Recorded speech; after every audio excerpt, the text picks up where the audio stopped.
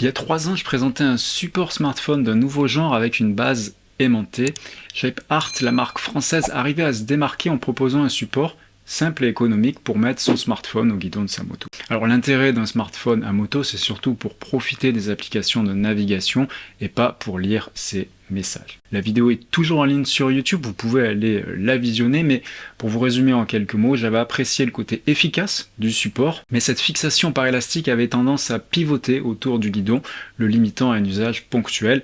Également, le test avait été fait à l'automne, donc sans possibilité de mettre à l'épreuve la housse aux chaleurs de l'été. Aujourd'hui, je vous propose donc de découvrir 2 autres modèles de la gamme, le Pro Boost qui cette fois-ci se visse au guidon, et le modèle pour boule RAM utile si vous avez déjà une fixation RAM mount à votre guidon.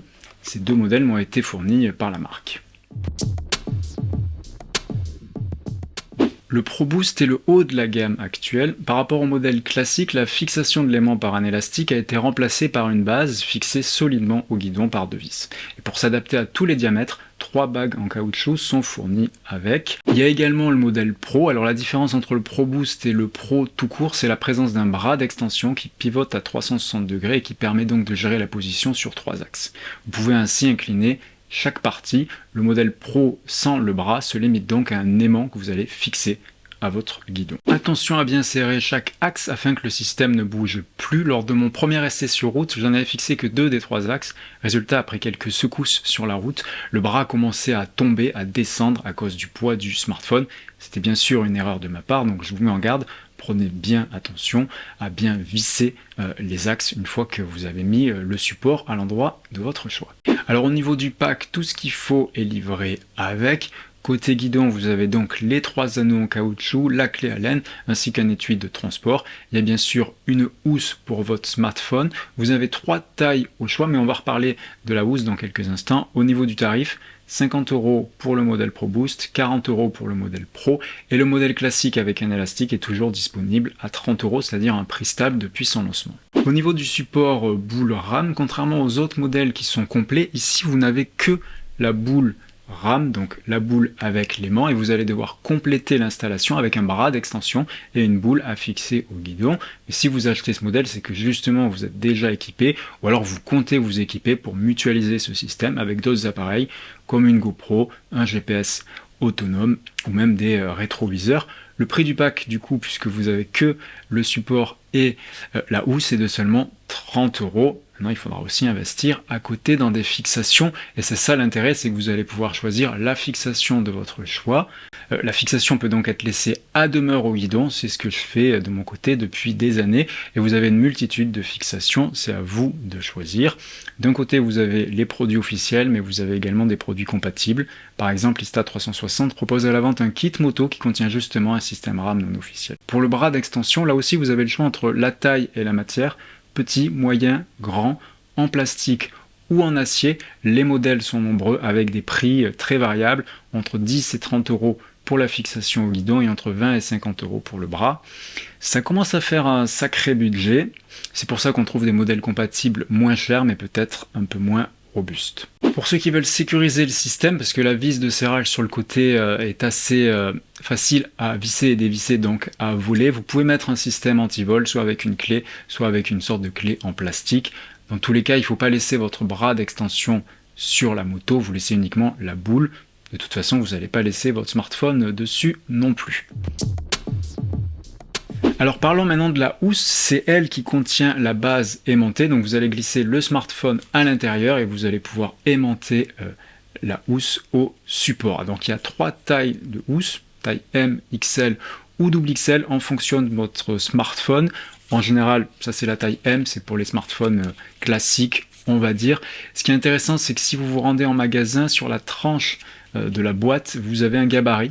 Vous avez juste à mettre votre smartphone sur le côté, ce qui permet de vous guider dans le choix de la bonne taille. Également, la housse peut s'acheter au détail. Si vous changez de smartphone dans le futur, vous n'avez pas besoin de racheter tout le système. Bien sûr, la housse est compatible avec le tactile. Vous pouvez contrôler l'écran de votre smartphone à travers la housse, de préférence sans avoir vos gants de moto. De même pour Face ID qui permet de déverrouiller son smartphone avec le visage, ça fonctionne à travers la housse. Encore faut-il ne pas avoir le casque sur la tête. Pour ceux qui se posent la question, non, le Touch ID pour déverrouiller son iPhone avec l'empreinte digitale, forcément, ne fonctionne pas puisqu'il y a la housse entre vos doigts et le smartphone. Alors la base de la housse également possède un petit orifice pour pouvoir mettre un câble de recharge. C'est d'ailleurs obligatoire si vous utilisez votre smartphone en navigation.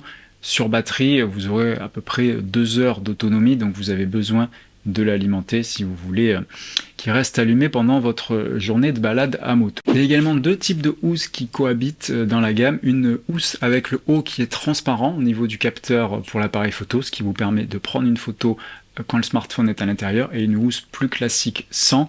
Également le rabat pour glisser le téléphone. Forcément, sur ce modèle-là, c'est par en dessous, et sur ce modèle-là, c'est au-dessus.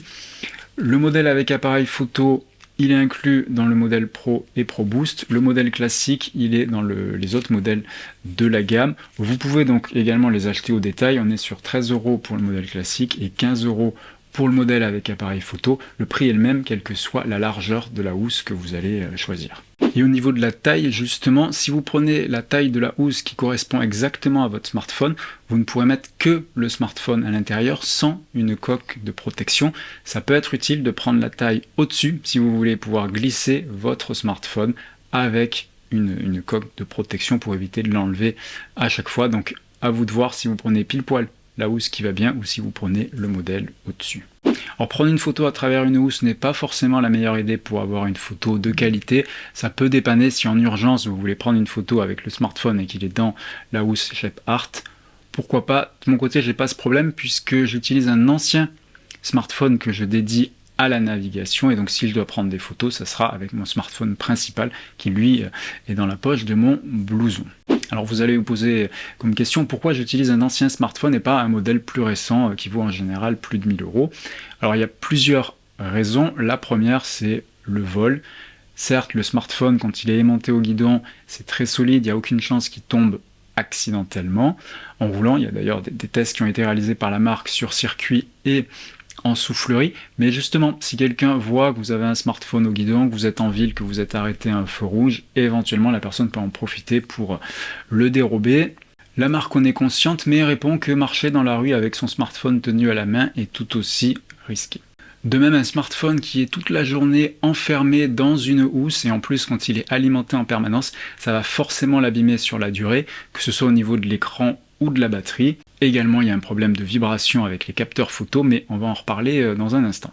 Finalement, avoir un smartphone dédié, donc sans carte SIM, sans réseau, permet d'utiliser son smartphone pour se concentrer uniquement sur la navigation avec des cartes hors ligne, et donc vous ne serez pas tenté de prendre un appel ou de lire une notification. Pour ceux qui se posent la question, oui, il est tout à fait possible d'importer des points d'intérêt qui indiquent les zones de danger si vous voulez vous rassurer dans votre conduite. Alors je viens d'évoquer le problème de la chaleur et c'était justement un de mes points d'interrogation quand j'ai réalisé le premier test à l'automne. Pour cette gamme, j'ai pu la tester à l'été, je vais donc pouvoir faire mon petit retour d'expérience à ce sujet. Alors pour vous rassurer, non, le smartphone ne s'est pas mis en sécurité, il est resté allumé tout le temps, même si je dois avouer qu'en fin de journée, la luminosité de l'écran avait baissé automatiquement. En fait, c'est une protection du smartphone quand il commence à chauffer. La luminosité de l'écran va diminuer pour justement réduire cette chaleur, ce qui rend du coup la carte un petit peu moins visible. De même, en roulant, la housse s'est mise à gonfler alors qu'en partant, la housse épousait parfaitement le smartphone. Au bout d'une heure, il y a eu une sorte de bulle entre l'écran du smartphone et le haut de la housse. Alors est-ce que c'est un changement d'altitude, de pression, ou est-ce qu'il y a eu une entrée d'air en roulant? Je ne sais pas, mais du coup, cette petite bulle d'air avait également tendance à rendre plus difficile la lisibilité de l'écran. Comme je n'utilise plus d'intercom, je n'ai pas d'indication vocale dans les oreilles, donc c'est uniquement l'écran qui me sert de guidage. Donc pour moi, c'est important d'avoir une bonne visibilité sur la carte. Mais forcément, il n'y a pas vraiment de solution. Quand le smartphone est dans la housse, il y a forcément des reflets en fonction de la position du soleil, même si vous mettez un film anti-reflet sur le smartphone. Alors certes, la housse c'est pratique, mais ça apporte quelques inconvénients, notamment au niveau des reflets. Vous avez donc en alternative ce kit qui est commercialisé par Shep Art pour 10 €. C'est donc une plaque en métal que vous allez coller au dos du smartphone. Alors pas forcément du smartphone en lui-même, mais sur une coque de smartphone. D'ailleurs, prenez plutôt une coque en plastique dur. Ça tiendra mieux que si vous prenez une coque en silicone où là ça aura tendance à se décoller. Alors vous le voyez, il y a toujours le double face 3M, je n'ai pas utilisé ce système, d'ailleurs il n'est pas réutilisable, une fois que c'est collé, vous ne pourrez pas l'enlever, donc c'est du jetable en quelque sorte, mais ça peut servir pour ceux qui ne veulent pas mettre leur smartphone dans une housse.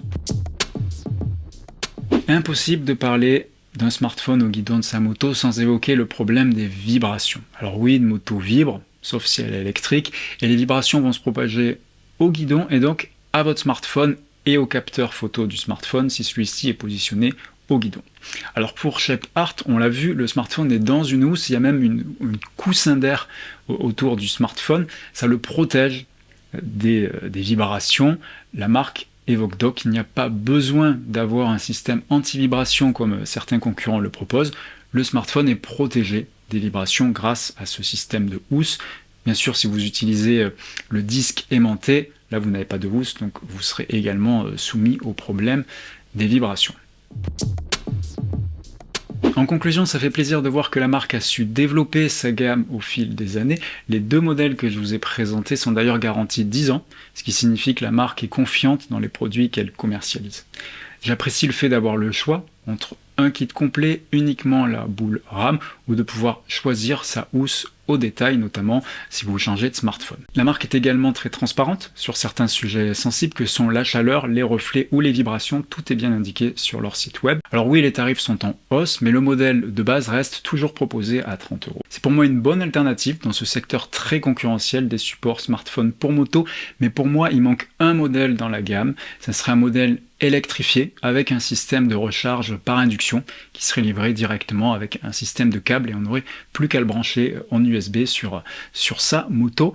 Mais bon, qui sait, peut-être que d'ici quelques années, la marque nous le proposera. J'aurai l'occasion d'en reparler si c'est le cas. Voilà, c'était Julien pour le blog mesbalades.fr. N'hésitez pas à dire ce que vous préférez comme support pour smartphone et si vous utilisez un support pour smartphone d'ailleurs, peut-être que vous préférez d'avoir un GPS autonome classique comme un Garmin ou un TomTom. Voilà, j'attends vos retours.